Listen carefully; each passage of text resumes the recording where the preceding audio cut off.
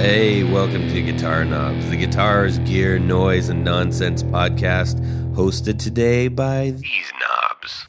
Tony Dudzik, Pick a Guardian. Jared Brandon as Jared Brandon. Hey, everybody, it's Todd Novak. Welcome to the Guitar Knobs podcast. We are thrilled to death that you are listening to our little podcast. That's right. Right here in Columbus, Ohio, the great, or the medium Columbus, Ohio. In Tennessee. 15th largest city in the United Doggone States. I think it's great here. 15th largest. I've lived in a couple of cities, and this is one of This them. is a city. Yes, I do love it here. I call it home, and so there. Yeah. Ladies and gentlemen, we have the great honor of having a Grand Poobah on the line with us. Grand Poobah, who might you be? Bryan Robison. Yes, without an N. All right. We are so excited to have Bryan Robison. You've heard us say his name a whole bunch of times. Many. And he's joining us today. We're going to learn all about his contributions to the music world that we live in, and what makes him tick, what he's interested in, and all the things that would compel somebody to say, you know what, doggone it, I want to be a Grand Poobah. Those are special people, so we're finding out about them. Yes. And we've got a whole bunch of other great things to talk about. We hope you are ready to listen to them and to think about them in your own mind as if you were here. We have an empty chair for you. Sidle up, get something to drink, put on your headphones. Sidle? Yeah, sidle. What is you know that? What is sidling? Like, when you I know. sidle, you sidle up to it. It's side you saddling? Shimmy. It's kind of like that. It's you slide in on the side. You sidle. Or you could saddle up. You saddle up, but you're not. You're sidling into here. Anyways. Can you waddle up? You could waddle up. I'm just going to leave that right here. And we are so excited to have Tony back because he was gone the last episode and we missed him dearly. You would have had my loved gum surgery to have been here for that show. I think you would have loved it. Yes. I know. I did listen to it already, actually. Yeah, and there's updates even still going on. Oh, it's crazy. But I do. Well, go ahead. Yeah. I have an announcement. Okay. And Rob is not here because he's still behind on amps because everybody and their mother needs their amps fixed now. And they need tubes. Gigs are ramping up as the weather gets better. Yeah. And hey, business is good, so we can't slide him for that. No. That's right. Anyways. We got to thank somebody. What? Huh? Yes, let's do that. We got a couple of announcements we need to thank. That's right, Rode Mics. Thank you so much for supplying our audio equipment. We are eternally grateful, and you're a great bunch of chappies down there. And hopefully that's not like kind of a I'm sure you just or something. I don't know if I insulted them. any. It sounds like a good thing. The dingo ate you, baby. No. Anyway, so hey Nick, how you doing down there? And also we got to use the to-go or the go bag. I heard that. I brought the go bag and go pack. Let's call it the go pack. Yeah, the go bag is different. It's the go pack. We weren't hiding out in a bunker eating rations or anything like that. With emergency Mylar blankets or anything. So no, we were at Rob's table near his box of Cheerios, and at the kitchen table. Yeah, at the kitchen table. Really? Yep. So what kind of cereal does he have in his cabinet? Just Cheerios. Just Cheerios. But I still don't think there's any Cheerios in there. I think is that all he eats? I think all there's the time. Like dynamite and knives are in there or something. I'm not sure. Anyhow, so hopefully you liked the last episode, and hopefully you listened to it long enough to catch the extension. Update, the extension, because that was a meaningful one. And as we said again, there have been lots of things ever coming up since. Yes. Also, I do want to give a shout out to my friend Joel Sedlock, who is the manager, the big general manager over at the Summit Music Hall here in Columbus, Ohio. But he also does the lights and sound. We had a show last weekend, and he took really good care of us. He cares about the bands that are playing and wants to make them look good. And that place, I say that because everybody's like, I don't give a crap. Who's this guy? My point is and I just want to shout out to all of the other sound guys that slog it out on the weekends, doing everything they can to make every band go up there sound good, regardless of how good or bad they are. They're there and they're trying to do their job, and they like doing it. That's their part of the music industry, and I'm appreciative for that because I think we've got some really great ones out there. And so thank all of you who might be sound guys or if you know a sound guy, give a sound guy a hug, everybody. And hey, for real, tip your sound guys. I never thought of doing that, but that is actually a really good tip idea. Your sound guy. Yep, for sure. Anyways, that's idea. my little PSA there. Nice, Todd. That's an acronym for public service announcement. Oh, that's what that stands for. Yes. Also, I wanted to share something from Brian. He's still there? Yeah. I'm still- This is the part where we ramble on. It was like, why don't you let the guests talk? You're going to talk for a whole long time, I promise. But we got to get a few things No, it's out good. of it. I was going to talk about sound guys, but Oh, good. we Perfect. could go on forever. Let's see here. I wanted to share this. We always get such great letters in. And so this is from new executive producer, Brett Hogarth. Ah, yes. I stopped playing guitar around 25 years old and resumed at 45. I'm 49 now. I suddenly rediscovered playing, and that being older, I had more patience for the process instead of being hung up on being, quote, better, unquote. I think that's for a lot of folks. Yeah. I said my main gear is a Maybach S-Style and a Duesenberg Grand Majesto. Also heavily modded Gretsch Electromatic Jet. Yeah. Yeah. Yep, I'm aware 2 of my guitars are also German cars. Says you. Not deliberate, but they are both really nice to play. I'm running into a stereo pedal board through a Victory V40 Deluxe combo. Ooh. That must sound mighty nice. And a George Dennis Mighty Mouse combo. The GDMM is a little-known gem I serviced and tidied up. Never heard of that. Never heard of it either. I believe he's in Australia. Okay.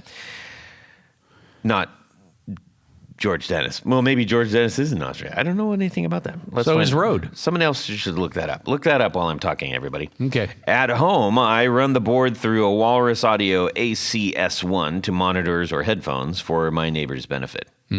My acoustic is a Breedlove Masterclass Dreadnought, a Bear Claw Spruce, and a Koa Thing of Beauty. That sounds nice.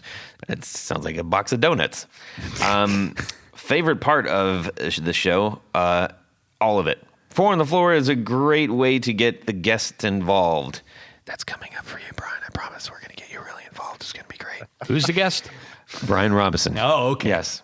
It's great to hear that their stories and opportunity for them to banter with you. The 101s have been really cool and taught me a lot of stuff I didn't know that I didn't know. And we've got a couple of really great ones coming up I'm very excited about. Like what?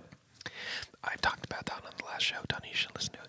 I did. I support you because I want to keep doing what I want you to keep. Well, good. I thought you wanted to take over my job. I want you to keep doing what you do, and I want you to be rewarded for your time, energy, and passion while I get to listen, laugh, and learn. Cheers, Brett. Man, that is so cool. Thank you so much for sending that. That makes us extremely happy, and thank you. Yeah, thank you. Thanks for listening. We Thanks love for doing supporting. it. We love doing it. We love doing it. Yes. All right. Let's find out what we... No, I have an announcement. What? It's actually an addendum to last week. An addendum? Yes, to last Okay, week's what is episode. Yeah, okay. Since I wasn't able to participate, You're but going I to did listen to append it. I'm going the to last- append to the appendage. Okay. So I noticed Jared in particular was concerned about nickel. Yes. Is that true, Jared? Well, yeah, I know it's going to cause a price hike. Well- That already has. So. Well, maybe you do or you don't know, but in order to chrome plate, and I believe in order to gold plate, the metal has to be nickel plated. Nickel first, yeah. Absolutely. Oh man, that means grills are going up in price. Or to be soldered upon. Yeah. I mean, so that really affects a lot of things. And someone, I don't know if maybe I heard it in my sleep or whatever, but based on the amount of nickel that's in a American nickel, Yeah. that a nickel might be worth scrap value 12 cents. Whoa. That's amazing. That's kind of interesting. So I'm going through all my change drawer. Well, actually, aren't modern nickels hardly any nickel at all? I think they have nickel in them. A little bit. I mean, not like the old ones. The old ones are like nickel. Real nickel. Yeah. And then they're like the silver coins, of course. Yeah. Of course. Yeah. Before 1964. But Yep. maybe I just dreamt that. I don't know. But it's probably. I thought I read something about that recently too. So, so anyhow, I just thought I'd throw that little tidbit in there. Had I been here, I would have mentioned that. Yes. Well, you hadn't. I hadn't. been All here. right. Let's find out what's going on in our music world this week. Tony is going to sashay his way through his latest things that are going on, and then we're going to check in with our guest. Who is it, Tony? Bryan Robison, I believe. That's correct. All day. Do it. All day. So this week, in addition to bunches of other things, I've been kind of, just going onto the internets and checking out all of the banter and talk about the new Gibson model, the Theodore, and I find it kind of funny. Why is it called a Theodore? Because it was supposedly designed by Ted McCarty, who was in the 1950s and into the 60s the president, maybe CEO, manager, whatever, head of Gibson during that time frame.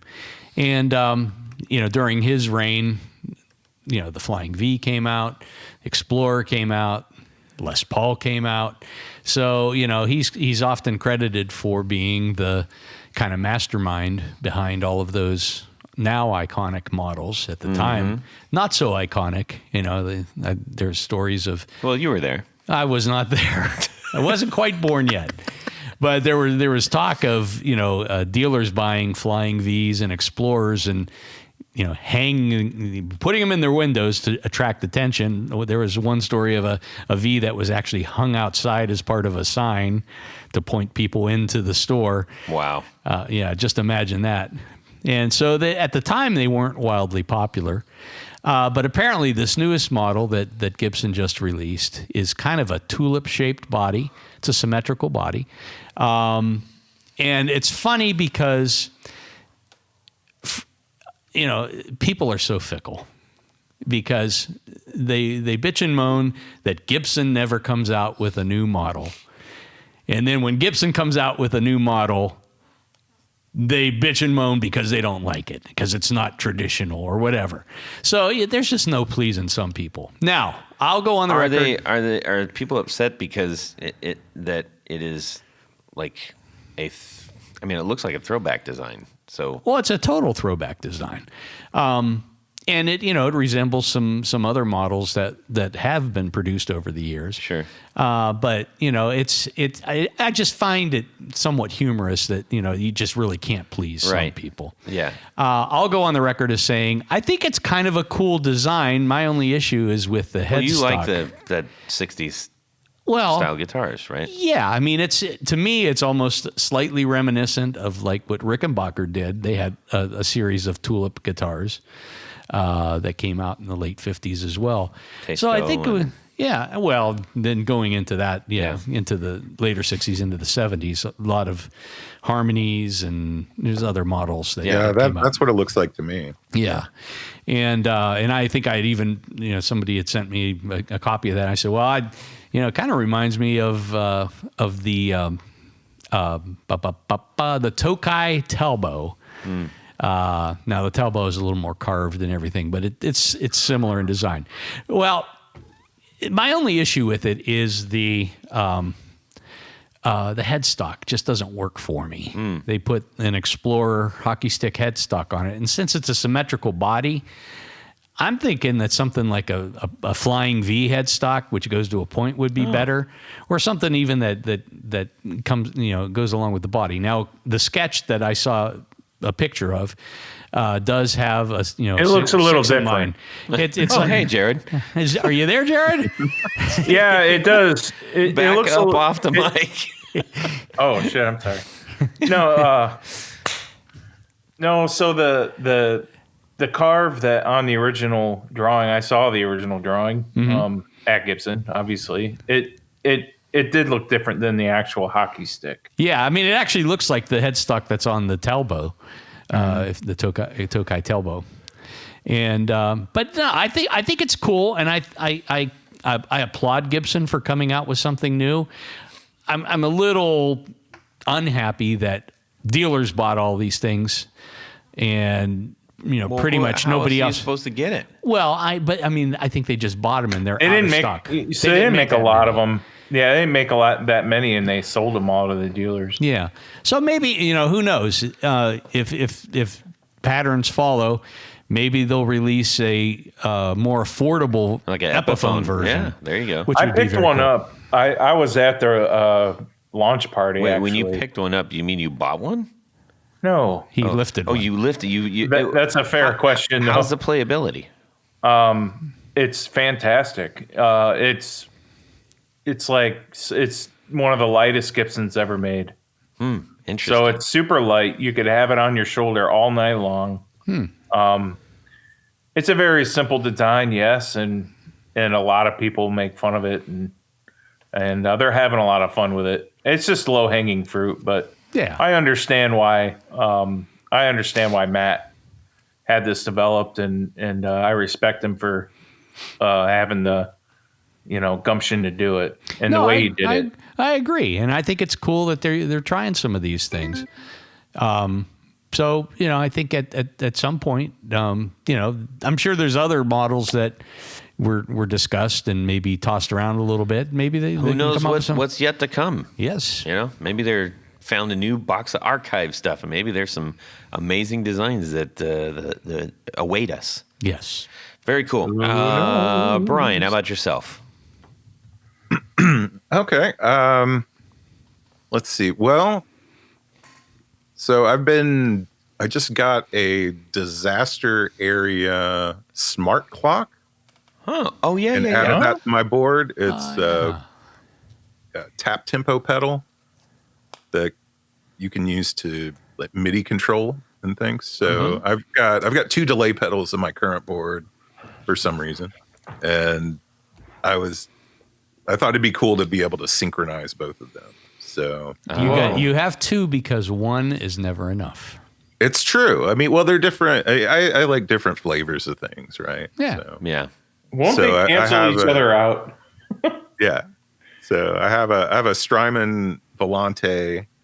I really love tape delay, and then I have a Maris Polymoon, Ooh. which is a great digital delay, and it does modulation and stuff. Yeah. So it's Are you gonna check out the new Boss Echo? Oh, I saw that. I haven't seen it yet, but I should. Yeah, they're re-releasing Yeah, I the should look at Space that. Echo. Yeah. Oh, cool. It's gotten pretty great reviews so far. I'd be curious to check one out. Yeah. I've passed up a couple times buying the the larger format, the double pedal one, because it's got a different power requirement that so throwing it on a normal pedal board, it might be a little weird. But anyways, yeah, that's cool, man. Very cool. Yeah. Awesome. So, do you like how the new piece works? I mean, does it work well with both pedals, or? Yeah, it works great. It was pretty easy to set up. I actually have a friend here in town that does a lot of custom cabling and pedal boards and things like that, and he helped me out with it. Rad. Yeah. So Custom cabling. yeah. So Cool. but yeah, so I kind of helped.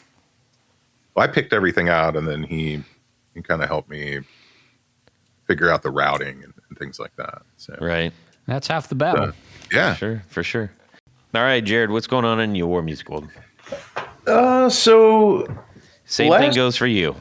last week we went to the Slash show. It was fun. Went to see Slash, Miles Kennedy, and it was a great show. I never saw Miles Kennedy live. Him and Slash have been in the music game for a long, long time. They're a little older age than the guitar and the rhythm guitar and the bass player. So the rhythm guitarist and the bass player were just running around, jumping all over the place, like rocking and rolling all night long. And Slash was just kind of walking around a little bit, here and there. He had his rock stances and being Slash. And then Miles Kennedy was the same way. He was just real smooth and just kind of walking around slow. And the way he sings, if you took all the music away and put some sort of church sermon in, or some sort of whatever, it would totally fit, because when he sings, it looks like he's also preaching. It's pretty cool. Wow. He just flawless. I was impressed with the way he performed and the way he sang. I really liked it. It was just effortless the way he sang, and he's not for everybody, but I thought they put on a great show. I was entertained. Where'd they play? They played at the old Opry. Oh, That's cool. Opry Mills, man. Huh. Yeah, near the Opry Mills Mall there. That's and crazy. I got some tickets through work. Nice. I won a. I thought I was special because I won a couple of tickets through a raffle or something, and then I saw like everybody else there from the office, and I'm like, oh, I see how it is. No, I was grateful I got tickets. I had a good time. That's cool. Yeah, I remember years ago during one of the Summer NAMM shows, Gibson had a open house at their at the custom shop, and they had a stage set up, and it was so cool because Slash played, and Johnny Winter played. I mean, it was just like all of these. I mean, it was a fantastic show, and it was free. Nice. Yeah, it was really well done, and got to tour the custom shop and everything too. But Slash does put on quite the show. He does. He was some Slash self. He played great. I had all the cool guitars. Nice. Another thing I wanted to add to my thing of the week was when they released the Theodore model, they also released, I think it was a 20 some minute long old Gibson promo video. Oh. And yeah. Those are cool. That thing was awesome. I actually saw that last summer for the first time in my boss's office. And he's like, you can't say anything. You can't tell a soul. And I just wanted to show it to everybody. And I had to keep my mouth shut until I saw it on Facebook. I'm like, finally, they released it. I could talk about it. That's cool. But yeah, that was... So people can see this if they go to Gibson Facebook, and it's probably on YouTube, I imagine. Yeah, just find Gibson somewhere and scroll, and you'll see it. Cool. It's pretty killer. It looks like those Pathy from the UK, the videos that they show, like people making stuff. Pathé. It's called Pathé. So PATH with the E with the it's Pathé movies. Man, whatever. Gibson still has some of that equipment, like the duplicators. We have them in a warehouse, and I go in there once in a while, and my boss is like, "See these duplicators?" I'm like, "Yeah, we just put them in here not too long ago." And we've been using them up till a few years ago. I'm like, holy crap. He's like, yeah, did you see that video that you're not supposed to talk about? I'm like, yeah. It's like, they're in there. So I thought that was pretty cool. Yeah. Amazing. And the winder in that video, we still use that. We still have that. Cool. That's very cool. And you get to get all up in that. Hey, Todd, how about you? Well, I had a very interesting week because so I had the show, which I was very excited about. And as I've been also talking about, I got the Marshall and the 212 cabinet. Yes. Yeah. Which sounded amazing on stage. But as I have been trying to figure out, I got to get the new sound because it's all new sound and everything. So I'm like, okay, I've got the Gullet Vinny guitar with the TV Jones Powertron in it, and I also have the Hagstrom Viking with the humbucker in it. And when I was running these through the Supro, they weren't as radically disparate in sound. Going through Marshall, they are miles apart. And so then I was having to compensate by like a completely different drive set for each of the guitars. I said, this is not right because I'm just running too much stuff to try to compensate. So I called Chase up and I said, I think don't kill me, but I think I gotta switch pickups. And he's like, come on down. So we had a night trying out a couple different pickups, which was really cool. And then we put in this one that is a brand new one. It's a new one. It's coming out. And I hit one chord and I looked at Chase really quick and I was like, roll? Now, did you have your amp with you when you tried it? I brought the whole rig down there. Okay, good idea. Okay. Yeah. So I wanted to make sure I was hearing it. And he looked at me, he goes, I guess that's the one. I'm like, yeah, box it up, my good man. Hats off to Zach, man, because Zach's the one that designed that pickup. It is a fantastic it job. sounds awesome. And Yeah. I know I don't know that I can say anything about it yet because it's a prototype. But I'm very, very excited about it. And nice. It really helped. It gave Vinny its own voice, and matched well with the Hagstrom. So it wasn't like two different sounds coming out of me as a player. I wasn't looking for that. I was looking for a little bit of different kind of edge and versus a little bit more roundness, but I didn't want it to sound like two utterly different rigs. Yeah, that makes sense. So I still think the TV Jones is a good sounding pickup. it is. I think that in front of the Marshall was not what I was looking for. Right. That's all. No, I agree. Anyhow, so that was really cool and really fun. But now we got a little bit of this. Hey, Todd. Yes, sir. You know, I was off last week recovering from surgery. You were also off because you're on painkillers. I'm usually off. Yes. Thanks to the doctor for a nice supply of Vicodin. Thank you. You needed them, though. You ain't kidding. Yeah. But I had some time to do some research. Yeah. And there are these things called patch cables. That is correct. You must have been very off if you forgot about those. But how exciting to discover something twice. Yes. Hopefully that's not a premonition it's like into Groundhog your future. Day every day. And I found Tour Gear Design. You did. Of course you did, Amazing. yeah. You found it again, even I though found it's it in your again. bookmarks. That's It incredible. It is incredible. And these things are flat. Yeah, They're inexpensive. they are. They have tiny little ends. They do. The smallest, like fairies made them. Yes. And, That's right. And We're normal humans with incredibly small fingers. really tiny. Pretty much. Yes. Very Yeah. tiny. Maybe like fingers on their fingers. Yes. That's how small 4-year-olds they had are. to put them together. No, that's not true at all. That is not a thing. That did not. There's no way that happened. And Well, I then, thought 4-year-old was a safe joke. Yes. so I went a step further and I went to the Guitar Knobs website Yes. and I found that there is a discount code. There is What is that? the guitar knobs. All That's one it. word? All one word. Just put the guitar knobs. guitar you're gonna knobs. save- And then what happens? You're going to save 10% on your entire order. 10% on top of an already great price Big savings. product. That is correct. That's fantastic. Go over to tourgeardesigns.com and start your pursuit of a better organized pedal board.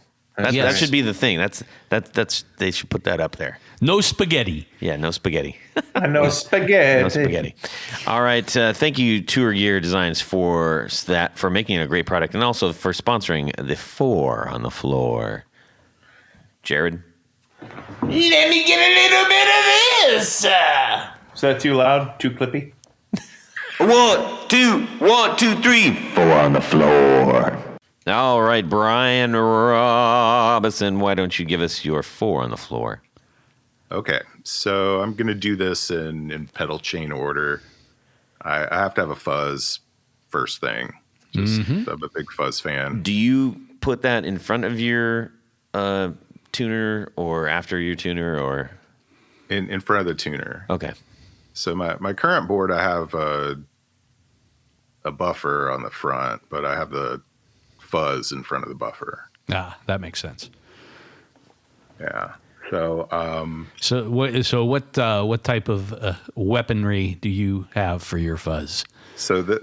currently it's a Fox tone machine. So the one I have is a clone. Mm-hmm.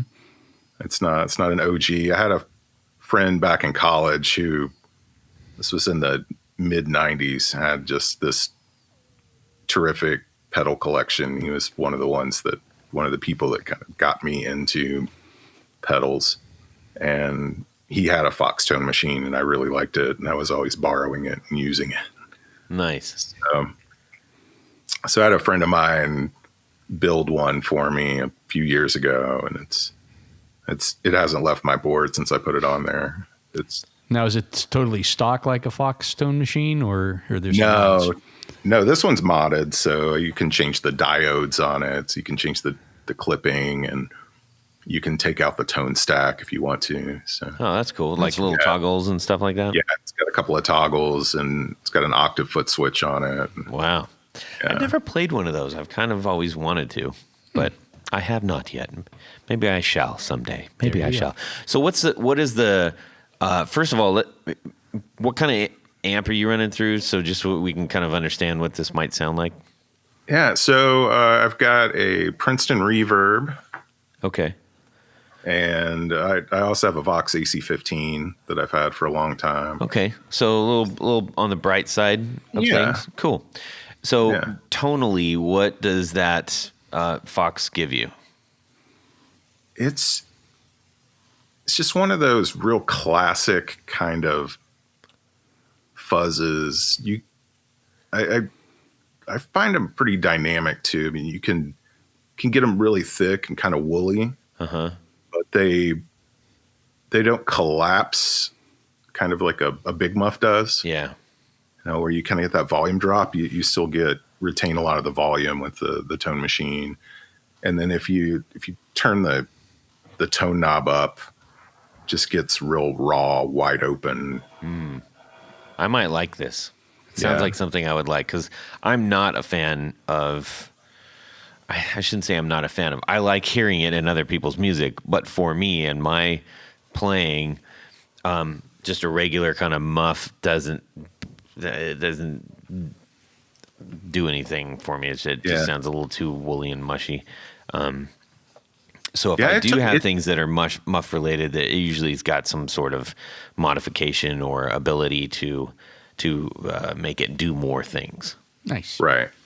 How about number two? Number two is one of my recent favorite pedals is the Electronic Audio Experiments Halberd. Oh yeah. Oh, yes. Yeah. And I guess into last year I got the version 2, which replaced a version 1 that I had. Okay, so you got version 2. The version 2. Yeah, I think I have version 1, which is it's a brick red. Yeah. And so was yours brown?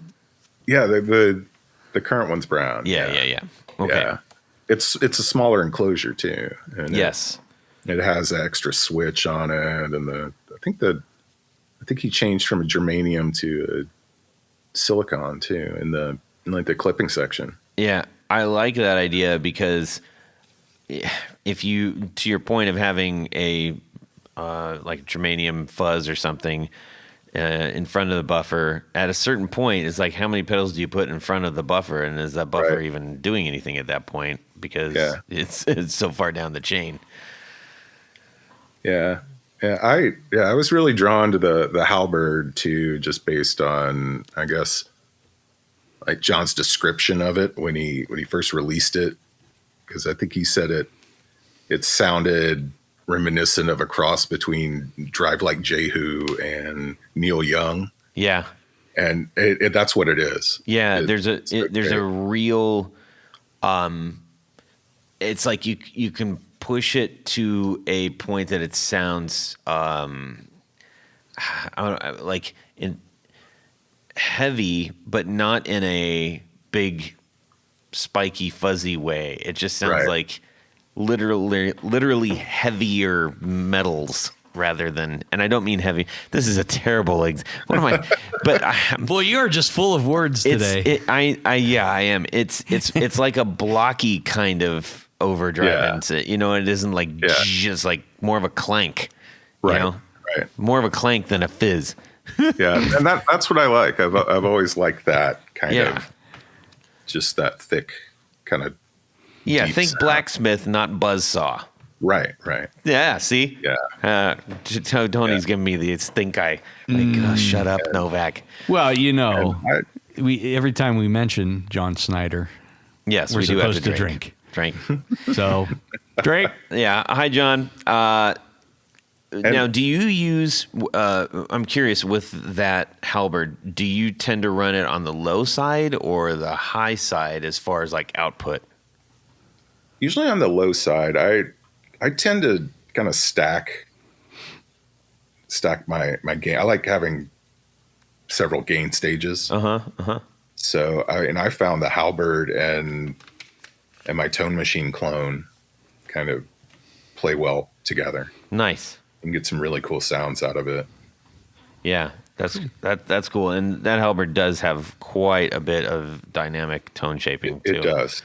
It does. I mean, it sounds really good by itself, but when you combine it with other pedals, it still does the job. Yeah. So what's number 3? Well, it's just all about gain stacking with me. So I've got a J Rocket Archer Icon. Okay. So it's the gold Klon clone. Yeah, and that one I just use always on. I don't know if the Klon thing is kind of getting tired or not, but I just like the way it sounds. I mean, it's only tired if Jared, is the Klon thing getting tired? No, it is not. I have one. Good. No, it's Back. It's you woke up and just started eating the microphone. Go ahead. Yeah. Am I allowed to talk? Yeah. We just want to make sure we can hear you. Go ahead. Oh my god. So anyway, yeah, I still use it.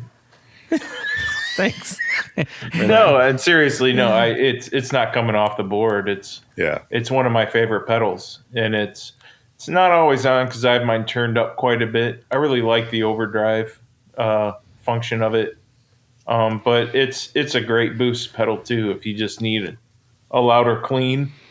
Yeah. It's got a lot of use. It's just I don't know. I can't tell you the exact magic about it, but it really. It's the black goo that holds all the pieces together. Probably. It's not the hype around it. It's just the actual great use I get out of it. And that's what I enjoy. I mean, I'll still use my overdrive pedal, my tube screamer as well. On a different rig. I'm still loyal to that just as well. So there's a few pedals out there that I still really enjoy using, and the Klon is definitely one of them. And Klon clones are obviously they probably serve the same value. So. Yeah. Yeah. Well, Brian, with yours, you've got the gold. Have you had the silver before previously, or? I tried it out a couple times. I'm not sure what really drew me to the icon over the gold over the silver, but Right. mine I usually run pretty low gain, but it's always on kind of thing. Yeah. I think I saw like a Nels Klein rig rundown years and years ago, and he just had one. He had an original Klon on his board, always on, and I was like, I'm going to try that. And with the low power amps I have, it just really makes those kind of come alive. I mean, it sounds great through the Vox. It sounds great through the Princeton. Nice. It's great for recording. Excellent. What do you got for number 4? So number 4, I'm going with the Earthquaker Dispatch Master. Alrighty. So that covers a lot of ground. You get the delay, you get the reverb in one pedal. So can add a little ambiance to the tone. I figure if I can only have 4 pedals and 3 of them are drive pedals, I need something there to kind of balance things out. And I've always been a big fan of plate reverb. So the Dispatch Master kind of has that plate vibe. Right. And I really like it a lot. Killer, man. Well, that sounds like a pretty fun 4 on the floor. Thank you so much for sharing that with us. Welcome. All right. Well, one thing that I will say about Bryan is that he's got a lot of interesting things going on. We had a chance to talk on the phone, and about, I don't know, half hour into it, I'm like, we should probably do this on the show. But it was great because that was fun. I was like, hey, this is really natural. We're getting into a lot of really cool stuff. So, Bryan, you're in Indiana, right? Yep, Indianapolis, Indiana. How's the music scene and guitar scene in Indy? It's good. It's really good. Music scene here isn't huge, but it's very dynamic. I would say it's thriving. There are some really high caliber musicians here. All it's kinds the next of Athens, genres. Georgia. That's what I heard. Did you? But yeah, I really love the music scene here. It's very tight knit for the most part, and people really support each other.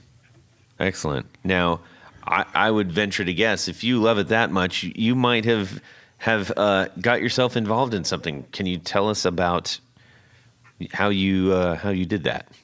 Yeah, sure. So I moved here to Indianapolis in 2016.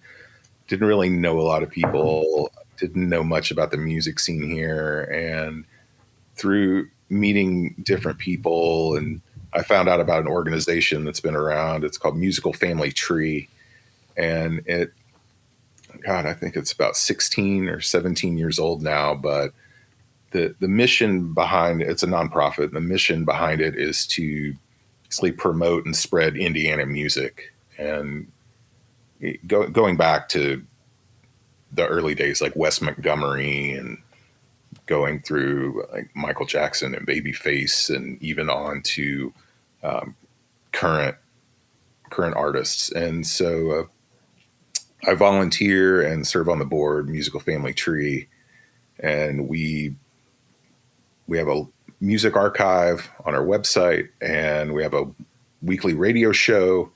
And so I founded that radio show a couple of years ago and host it once a month. And then we have guest hosts and that kind of fill in the other shows. And it's all that's about where your $1 million voice comes in handy, right? Oh yeah. Yeah, I really enjoy it. It's been a lot of fun. We showcase, again, Indiana artists, Indiana music. We do a lot of interviews, a lot of coverage all over the state, and it's really been fascinating for me just to get that exposure to what's going on, and we cross a lot of different genres. There's Indianapolis itself has a great jazz scene, and we have a good rock scene. We have a good hip hop scene here. Are you familiar with the Indie String Theory music store? Oh yeah, they're great clients of Brandon One Pickups. I just wanted to. They are. I mean, seriously, they're great guys. They're good guys. We met them at a guitar show down at the that's right. Indy's got actually a really great guitar show. They do. There's a tall fella that goes to that show. I'm gonna miss him because I don't know that when I'm ever gonna get back to that show. Yeah, I think, but he's like 7 foot something. He's absolutely super tall. Is his name Lurch? No, it's a normal name actually. But I enjoy talking to him because it makes me feel like a child again because he's enormous. Okay, well, there's that, everybody. So let's see. Something else that you mentioned that I kind of really sparked to, because I have 3 girls of my own. Why don't you tell us about this thing? I don't know. It's about girls rocking out or something. Yeah. So my original introduction to the Indianapolis music scene was through Girls Rock Indianapolis. And so Girls Rock is a local organization. Well, it's actually an international organization. They have chapters around the country and around the world.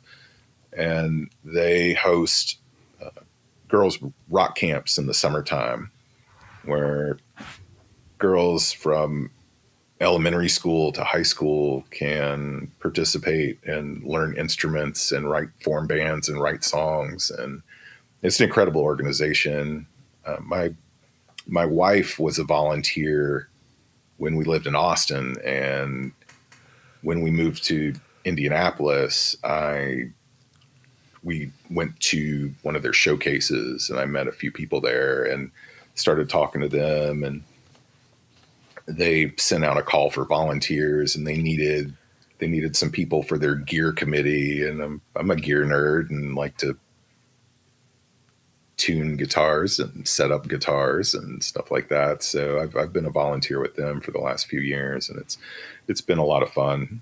I don't really participate during the camp, but I get to see it as from the outside. And how many people? Like, what's this camp like? Is it like a ton of people? Well, they usually have 2 sessions. They're each a week long. They usually have I'd say about 30, 35 campers per session. And That's cool. So you wind up with 6 or 7 bands. They all write an original song and perform it at the end of the week at a real club on a real stage with a real PA. And nice. Their family comes out and gets to cheer them on, and they do makeup and they have moves, and it's really great. It's a lot of it is about empowerment and getting out of your shell and things like that. I mean, it's a really great organization. A great program. Yeah. Yeah, it's a really great program. They have them. I imagine they have it in Columbus. I'll have to look that up. Yeah, because we got a girl lead singer, so make that happen. Cool. Maybe we can. I'd like that. That'd be kind of cool to get involved in some manner. Yeah, I mean, I've had several friends whose daughters have gone through it and had a great time. And Awesome. My friend's daughter went through the one in Austin, and I think she did it 3 times or something and played a different instrument every year. That's cool. That's really cool, man. So how did you, what got you into the whole guitar thing in the first place? Wow. Well, so I started pretty young. I started playing the violin when I was a little kid. I was Me too. Fourth grade, and I was in orchestra for a couple years, and I wanted to switch from orchestra to debate for some reason, and I couldn't do both at my middle school. So my dad wanted me to continue music. He wasn't very musical, but he wanted me to keep playing music. So he was like, you know what? I'm going to buy you a guitar so that you can keep doing music. Because I loved music. I would listen to music all the time and pull out my mom's records and stuff. And so, so my dad bought me that guitar and started some guitar lessons and things like that, and never put it down. What kind was it? I still have it. It's a Yamaha Eterna. It's kind of like their budget dreadnought acoustic. Cool. That is cool. Yeah, early or mid 80s. Nothing special. I mean, it's held up. It's beat to death. I mean, as long as the action's still playable today, he won. Your dad won. I mean, it's a great buy. Yeah, it's still playable. Well, he had a bit of an in. My dad was an accountant, and one of his clients was the music store in my hometown. Oh, cool. That's handy. Yeah, so that was handy. That was handy also as I I got a little older and started playing in bands and stuff like that. So what was your first, like, when you felt like, okay, now I've got a real guitar? That was the first real guitar I got was a. This is funny. It was a Kramer Striker That's Okay. cool. that I bought at a pawn shop. I was probably about, I want to say 13 maybe. Eddie Van Halen. Sure. I knew he played Kramer's, and I saw a Kramer, and I scraped some money together and went and bought it. And, That's a perfect guitar for that kind of stuff. oh yeah, I've never been able to play like Eddie Van Halen. But Well, if you can't, so you don't feel too bad. I know. That's rad. So you got into the Striker and you started getting into some bands, I imagine, and playing out and just practicing and stuff. As you were developing, I'm always curious to hear where, like, obviously you progressed, but I'm curious to know, was there anything particular that you struggled with? One of the reasons I ask that is because we do have a lot of people who are learning, early on, or early stages, or maybe have been stuck on the same thing for ages. Right. So was there anything that you particularly had a hard time with? Early on, I think it was just really just learning how to listen to other people. I think that's a mistake some people make. It's just trying, especially if you're getting into a band, right? Yeah. Kind of finding your place in the band and where you sit. I mean, as far as skills go, you tend to develop those over time. I mean, you do have to practice. I'm not a virtuoso by any means, but I really like learning from other people too.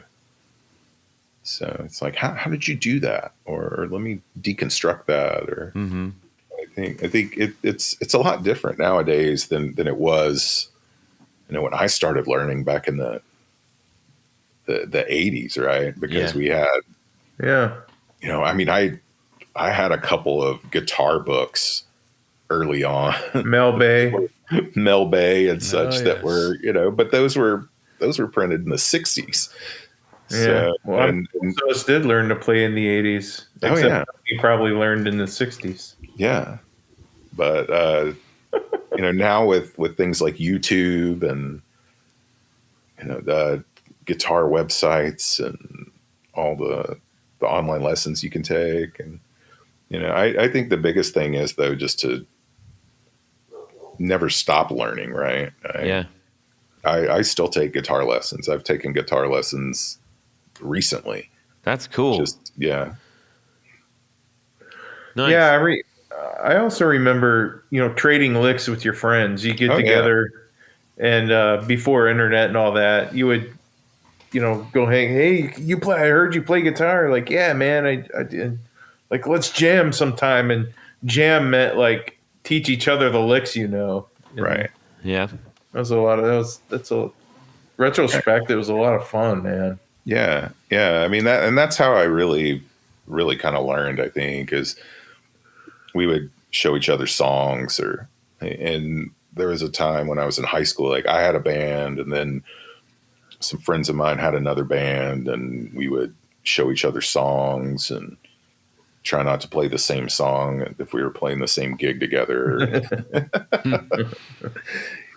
So how do you fast forward from learning and just kind of knocking it out and everything to your present situation? You are involved in multiple things in music. You chose to support our show. You're all up in getting new gear, and your gear. How did the gear bug bite you? Oh, I mean, the gear bug kind of started with my friend I was talking about, the Four on the Floor. I mean, prior to that, I really really didn't know that much. I always kind of wanted to, but I grew up in Shreveport, Louisiana. I mean, it's a mid-sized, couple 100,000 people, but at the time, I mean, there wasn't a lot of outside influence. You know, a lot of us played like PV gear because it was the South and it was affordable and it was accessible, and you know, you could. And so I just started getting exposed to things, and I got exposed to his gear, and then shortly after that, I moved to Austin, and that really kind of opened my eyes, having vintage guitar shops I could go to whenever I wanted, and there would be shops that popped up that sold. You know, there was a shop in Austin for a while that just sold pedals, basically, you know, and things like that, and just having that access. And you know, I over time I got more interested in the gear side and pedals, and I've bought and sold guitars, and I've built a few, and I've not doing the woodworking, but speccing out all the parts and things. And I've built a couple of pedals, and I've modded pedals, and just kind of over the years, I've just kind of collected all these different ideas of and sounds in my head, and kind of always chasing that. And you find yourself getting more into like the pedal repair and building and, you know, DIYing and stuff, or is that just sort of at a constant hum? That's kind of a constant hum. You know, I've thought about maybe dipping my toe in the pedal world, but at the same time, I appreciate. I found a deeper appreciation for it, I think. Yeah, as soon as you try to start doing that, you're like, okay, wow, I have sorely underestimated everybody who's actually put stuff out. Yes. Right, and you know, it's like, do I want to make that a job or something? Right. It's like, yeah, I'm not so sure about that. Yeah. Yeah. Oh, right on. Now, are you particularly? It seems like you like drive pedals and stuff. Are you particularly excited about anything new that's coming out that you don't have your hands on? I'm not trying to think. I mean, the new thing they just announced is the new DL4. Yeah. Yeah. I kind of interested in that. So that, for those that don't know, that's the Line 6 DL4, Right. And it's, you've probably seen it on Craigslist, the big green machine. Yeah. And for a long time, people were like, I can't believe they haven't updated this, or man, it's so popular. And they just did. Yeah. Did you have an original DL4 at any time? I didn't, but I knew people that did, and there were bands that I followed that did. And Yeah. I always liked the capabilities of it. And I failed to mention that was one of the early sort of like mega delay machines where it's just, you know, it's sort of like before Strymon kind of came along. It was like, there was the DL4. Yeah. There was the DL4. Yeah. I've always been a big delay fan. I mean, going back, I've always had a delay pedal or two on my board, and I've played in bands in the past that are just shoegaze type stuff, and that just relied on that, right? So, Yep. Stacking and stacking. Yeah, hence the pushing time. Mm-hmm. So, do you think you're gonna try to get one of those and play it, or? I'm not sure. I'm curious about it. I kind of have that sound right now, right? Or that versatility. You have to wonder, did Boss go, oh, hey, these guys are working on this stuff, we need to put out the echo? Yeah. Yeah. I mean, You wonder. Yeah. I mean, it's been interesting to kind of see that cycle, though, that a lot of the pedal companies have been in recently, where they're either reissuing old products or issuing new versions of older products. And, Boss has been doing it with the Wazacraft stuff. Sure. And then just with all the Gibson Maestro pedals, and where they're just making things more accessible. It's a killer time to be a guitar player right now. I mean, there's so much available to you. So much, and so many. Still, I constantly, hey, have you got this guy? Have you talked to these people? Have you guys I love getting that stuff from all of you listeners. I really, really do. It's super helpful. And I do look into all of them. If I'm not aware of it, I make myself aware of it immediately, as much as I can.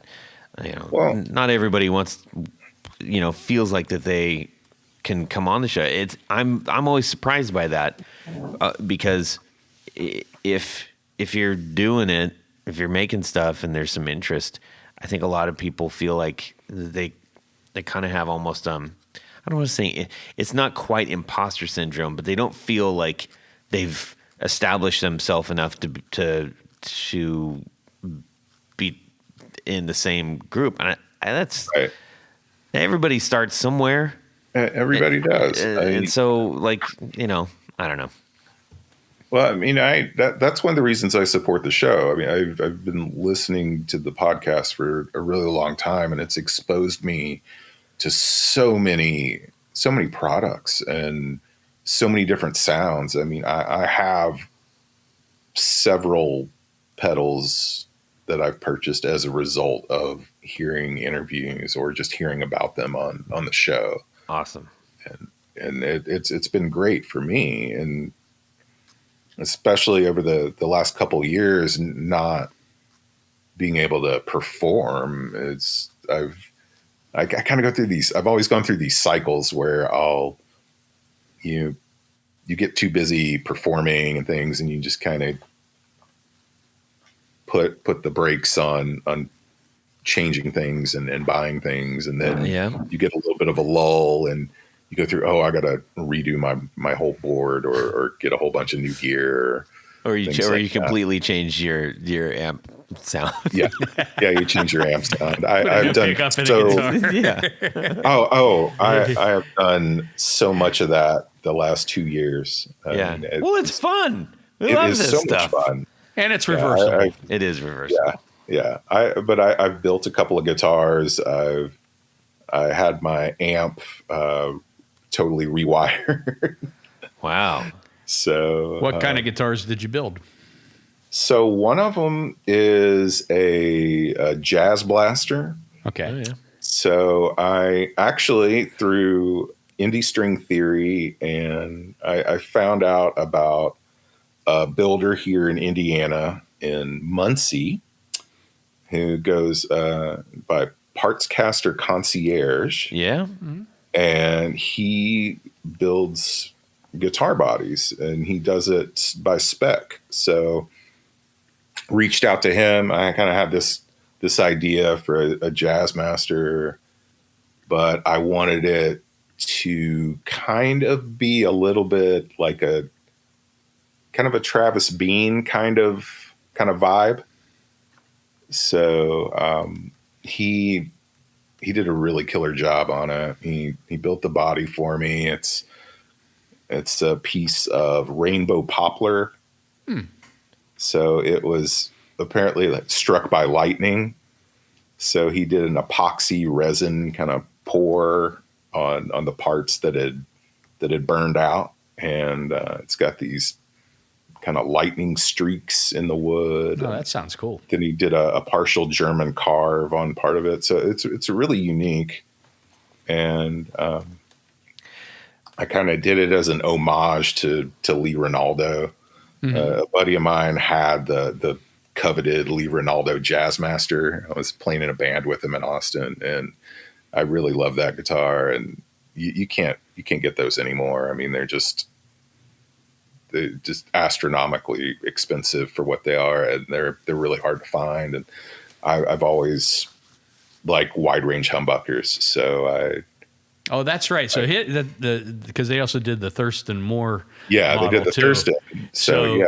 So the Lee Ronaldo has the 2 wide ranges. Yeah, he has the 2 wide ranges. Okay. That was his thing. He would always put wide ranges in his jazz masters. So and I have a J Mascis jazz master that has the Duncan antiquity pickups that Thurston Moore puts in his.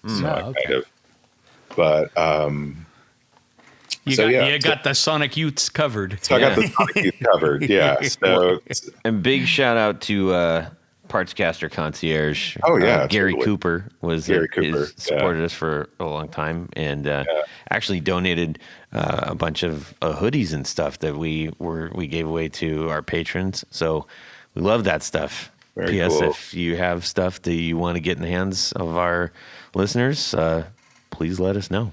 Yeah. So that sounds good. So that's all. I mean, I enjoy doing that too. I always have a project or two in the works, whether for builds and things.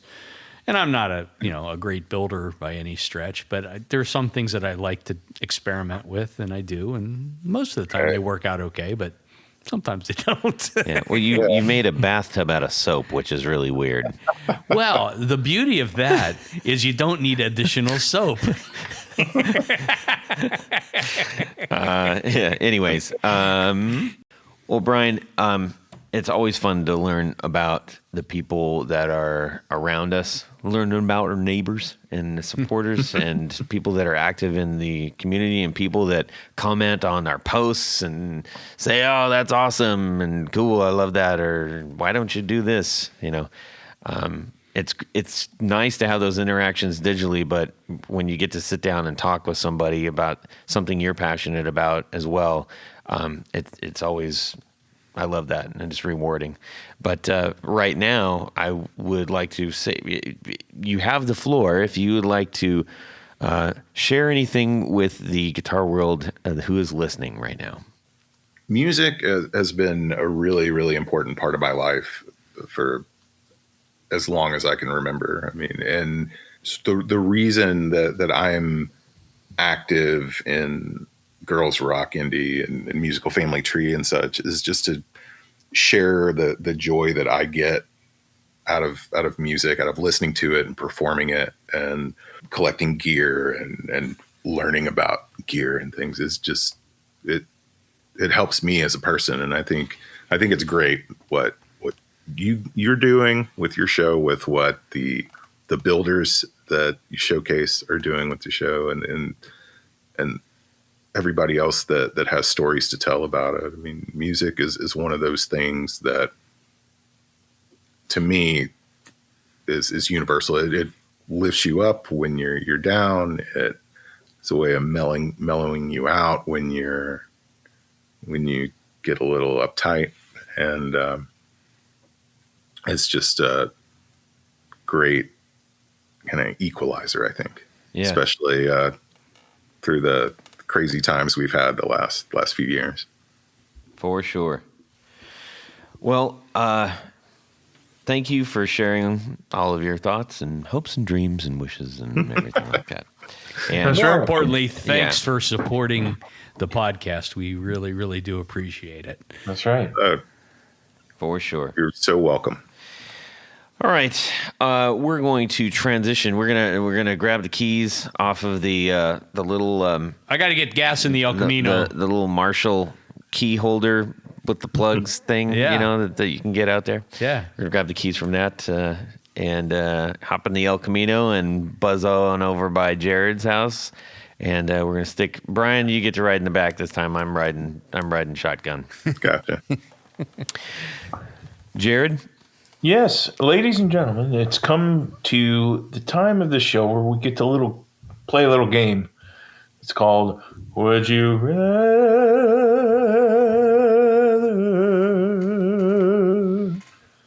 This week's Would You Rather is from Pedal Haven. Pedal Haven. Pedal Haven. Pedal Haven. Pedal Haven? A haven of pedals. Pedal Haven. Go ahead.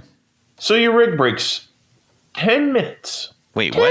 You just Your sounded like rig you were breaks. choking on that first line there. What was that again? Your rig your equipment your that guitar you rig use breaks. to play music. Okay, gotcha. Right. Gotcha. It breaks 10 minutes before a show. Now, your arch nemesis, who happens to run a gear shop, says, hey, I'll loan you whatever you need on one condition, because I'm your arch nemesis. You get to either pick out the pedals on your pedal board or your amp. So they get to act. I read that wrong. I apologize. They get to pick out the pedals on your pedal board or your amp. So the condition is you can use a guitar or whatever, but they get to choose, either what pedals you use or what amps you use. Okay. It confused me at first when I read it. I don't know if you could tell. No. But they absolutely not. No, that was clear Right? as Yeah. an unmuddied lake. So it's your trust. You have to, put up with your arch nemesis choosing whatever for you, and who knows. So they're either going to choose your pedal board or your amp. Yeah. Yeah. So okay. And they're mean, right?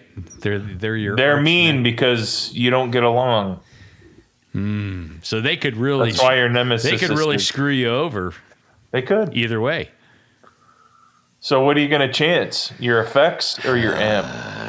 The age-old question. Well, I know what Tony's going to say, but say it anyways, Tanya. I'm going to let them choose my amp. Aha. Yeah. I like that idea. Because I think if you got, your guitar and maybe some pedals that you're familiar with, you can dial into almost anything. I mean, it would have to be a really horrible amplifier That's what I was thinking. that you couldn't get at least some kind of tone out of it, I would think. Like those little tiny Gorilla amps. Ooh, that would be bad. I hadn't thought about it. It could be that bad. Yeah, it could be that bad. But in the worst case scenario, let's assume that this guy only has playable yeah, stuff. yeah, gig stuff. Yeah, I'll let him choose the amp. And, if it's a PV Rage 158, so be it. I can work with that. All right. Fantastic. Jared, about yourself. Well, I think I'm going to say the same. I'll do the amp. Hopefully he won't give me one of those cigarette box amps. Those are bad. No, too. this is remember it's playable. He's only got giggable equipment. Yeah, I mean, it's kind of tough. I mean, if you got a good amp and it's got reverb and overdrive on the amp, you can get away with no pedals. But gosh, that is kind of difficult. Oh, dang it! Yeah, I'm gonna change my mind. I'm gonna change my mind and leave Tony Island, and I'm gonna go pedals. Really? He can give me whatever pedals he wants. Well, if I get to choose the amp, right? Yeah. I'm gonna make sure I choose the amp that is all I really need for the show. So I don't have to rely on the pedals. I love my pedals. Like I truly love pedals, but I could get away with not using. Why don't you marry him? Oh, boy. Okay, let's see here. Bryan Robison, what are you going to choose? I'm with Tony on this one. I've actually been in this situation, not with the nemesis part Oh, That you know of. that I know of. But I did show up for a gig one time, and they're like, oh yeah, the backline's there, and the amp that they had for me was a Roland keyboard amp. Oh no! Yeah, the 15 and the horn. Oh, KB15. Yeah. So I made it work. oh boy. Well, What about you, Todd? I feel like I got to do the amp too. Okay. Because I think I'd be more picky about. I could shape whatever scenario if I had my pedals sorted out. Yeah. Fairly certain of that. So it's Jared Island. I might have to switch out to pickup. Well, I mean, I made it so I don't have to worry about the pedals. Yes, that is true. That is true. All right. Well, that was a really great one. And Jared, who did that come from one more time? Pedal Haven. Pedal Haven, thank you so much for sending that in to us. We truly appreciate it. We got to say thank you to a few people here. Yes, we do, Todd. Anthony. Do it. Yes, we do. Do you want to hear how it's done? I do. Okay. Please. What does the roll of the finger mean? Speed the things roll up. of the finger is to touch things with. Oh, well played. Okay. Well played. You know, Todd, at this point of the show, there's a special group of people that we love to thank. Who are they? They're our executive producers. Now, you might be asking yourself, what is this executive producer stuff? And maybe you're saying, should I become one? Yes. How do I become one? You go over to patreon.com/the Guitar Knobs and check out the 2 levels in which you can participate. Become a supporter, a patron of this very podcast. I believe it's pronounced supportier. Supportier. It's very I like it. very franc. When you sign up, there's some great things, great bevy of thank you gifts, all kinds of stuff, things that you wouldn't even imagine. But there's one more thing. What is that, Jared? Get to have your name read on the thing. Name read on the thing. That's what I'm That's going to right. do now. So special thanks to these executive producers. Moon Guitars, Vader and Pedals, Drew Lopez, John Halverson, Rick Calhoun, Trevor Gunberg, Elad Mizrahi, Jason Rausch, Mike D, Richard Kendall, Mark Garton, Matt Hart, James White, Justin Jones, Anthony Gemolero, Bill Gola Guitars, John Esterly, Anthony Lathrop, Stefan Lamb, Michael Senchuk, Ken Sayers, Doug Christ, Darren Gregory, John Anglin, Tom Brazen, John Sluhan, Rusty Sneeden, Ralph Gottschalk from Wonderful Audio Technology. What? David Poe, Don Kloss, Gregory Randall, and Brett Hogarth. Thank you. Thank you. Thank you, thank you. Wait, I love you. a cotton picking minute there. Every time I do this, you have to interrupt, sorry. don't you? I'm sorry. You can't contain yourself. I'm sorry. Because there's a second level of executive producer. We call them our Grand Poobahs. They That's are. right. They have a special fez that they must wear. They place it upon their heads because it's the law. It is. That's right. So they get all the great stuff. They even get a little flashlight. They have a lot more than Tell that. them about the A flashlight. whole bunch more than that. All That's a kinds of copper stuff. sound pedal board flashlight. It flashes lights. Those and things are stuff. fantastic. I love them. I love mine. I use it all the time when I Yeah. drop my keys or I drop a screw and I can't find it. Get out the flashlight. That's right. So special thanks to these Grand Poobahs. Tommy Manasco, Ricardo Higuereda, David Kaminga, Brandon Wown pickups, That's right. Hex Matos, Michio Murakishi, Bob Crouch, Jack Cadian, Sam Jett, Tyler Rhines, LSJ Music Company, John Williams, James Pennington, Adam Johnson, Steve Keys, Science of Sound, Jonathan Jerusik, also known as 12th Hour Devices, Corey Nigro, Michael Van Zant, Tim Nowak, Jonathan Daly, Martin Cliff, Sean S. Eddie Serratos, and Bryan Robison. There you are. Hey, everybody, thank you so much for supporting the show. It does truly mean an awful lot to us. And Absolutely. It keeps us going in many ways. So thank You you, get to thank you, thank be you. on the show if you're a Grand Poobah. It's amazing. It is amazing. Well, I'm glad. I hope you enjoyed yourself, Bryan. I have. It's been an honor. Awesome. Thank you so much. Yes, absolutely. Thank you. The thanks goes to you. Ladies and gentlemen, Bryan, can people find anything that you're doing out there in the world that you'd like to share with them? Yeah, sure. I mean, if you're interested in Musical Family Tree, you can go to musicalfamilytree.org. You can also find the radio show. Probably the easiest place is on Instagram or Facebook. It's MFT on WQRT. It's the radio station we're on. Yeah. Excellent. And Tony, how about yourself? Just head over to pickguardian.com. Check out a couple of the things that I offer. All right. You can buy them there, You can. but mostly I do custom work. So shoot me an email.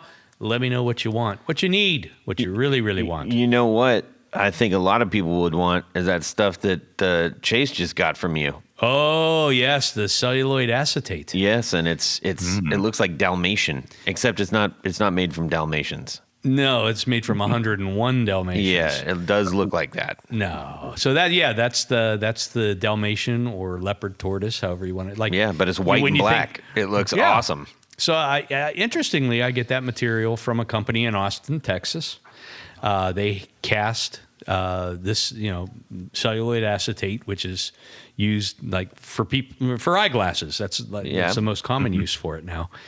And it's really cool material. They have a couple of different patterns and things. And so I bring some of that in. Chase needed some material from Gullet Guitars, so I combined that into my order. But yeah, there's all kinds of fun stuff, and I'm always on the look for new materials and different things like that. So as I have them, I post them onto website and Instagram and things like that. Killer. Jared? You can find me on Instagram, jared.allen.brandon. Allen is my middle name, and I changed it because other people were making fun of the you're name. Jared Allen Brandon? That's the name? The pickupwinder.com guy. But that's gone. He's not doing that anymore. Yeah, I'm not doing that anymore. Jared Allen Brandon. Yeah. Dots. Jared.allen.brandon. Jared.allen.brandon. Yeah, you don't spell out dot. There's just a dot there. I think you should spell it out. Oh, boy. All right. Well, so you went from something that was complicated to something that was complicated. Well done. Thank you. We'll Less we'll letters. keep working on that. Somebody already has Jared.Brandon. We'll keep working on that. SOBs. No, we're good. That's where it's going to land It right can there. evolve. We'll evolve it. Anybody want to get a hold of me? Jared.allen.brandon. Okay. You can shoot me an email, Todd at theguitarknobs.com, or send a DM on Instagram at guitarknobs. And if you're interested, head on up to the link tree in our Instagram feed there, and you can join the Discord group. Discord or Datcord? Both chords. So, yeah, that's a recent addition, and I think people are digging it. They're up in there in the Discords. Are you on that? Yeah, I'm on it. Brilliant. Yeah, I'm kind of staying out of it just because I kind of want everybody to just be able to do their thing. I don't need to be all up in that. No.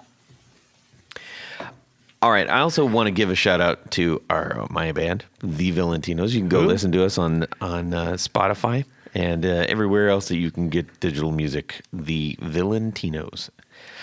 So you will enjoy that, I highly suspect.